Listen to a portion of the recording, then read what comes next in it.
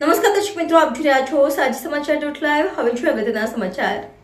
વડોદરા શહેરના માંજલપુર વિસ્તારમાં બનાવવામાં આવેલા ફ્લાયઓવર બ્રિજ વિવાદમાં આવ્યો છે। સ્થાનિક લોકો દ્વારા આજે ફ્લાયઓવર બ્રિજનો રસ્તો બંધ કરીને ચક્કાજામ કરીને વિરોધ નોંધાવવામાં આવ્યો હતો। રિપોર્ટર હેમંત સમદાની, સાજી સમાચાર.live, વડોદરા।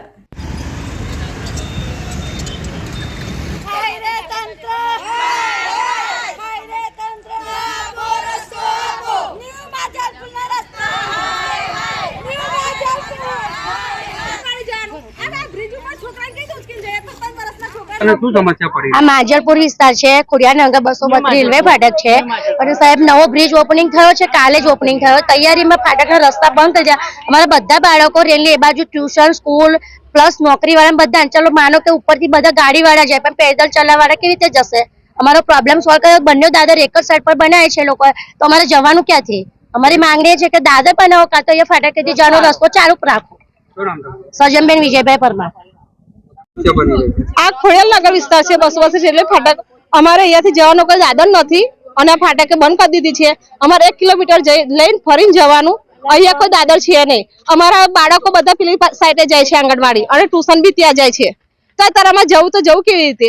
કોઈ રસ્તો બનાવ્યો નથી। કાલના બધા રસ્તા બંધ કરી દીધા છે। જ્યારે બ્રિજ ચાલુ થયો છે પણ અમારે 1 કિલોમીટર ફરીને જવાનું થાય છે।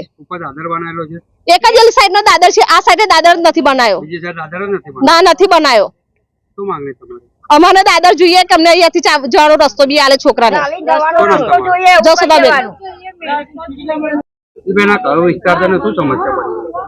અહીંયા અમારા માંજલપુર દરબાર ચોકડી થી નજીક આ ફાટક રેલવે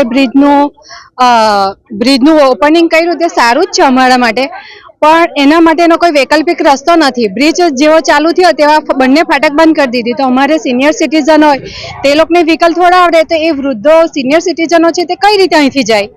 એના માટેની કોઈક વ્યવસ્થા, ને અહીંથી પેદલ જવા માટેનો પણ રસ્તો બંધ છે, તો તેના માટે અમને કોઈક ને કોઈક રીતે રસ્તો કરી આપો।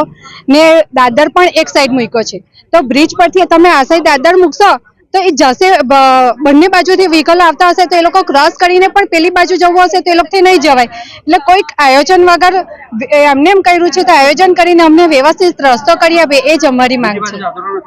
ના, બીજી બાજુ દાદર નથી બનાવ્યું। મનીષાબેન।